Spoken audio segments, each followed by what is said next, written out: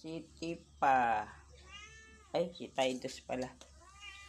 Ito naman si Tipa. Tipa. Tipa. Ito naman yung anak ni Luna. Ayan, dalawa. Ayan, dalawang anak ni Luna. Ito naman si Luna. Ito naman si Sak. Sak. Ay, Sak Pogi. Ito naman si Tera. Ito naman ang magkapatid na anak ni Tipa.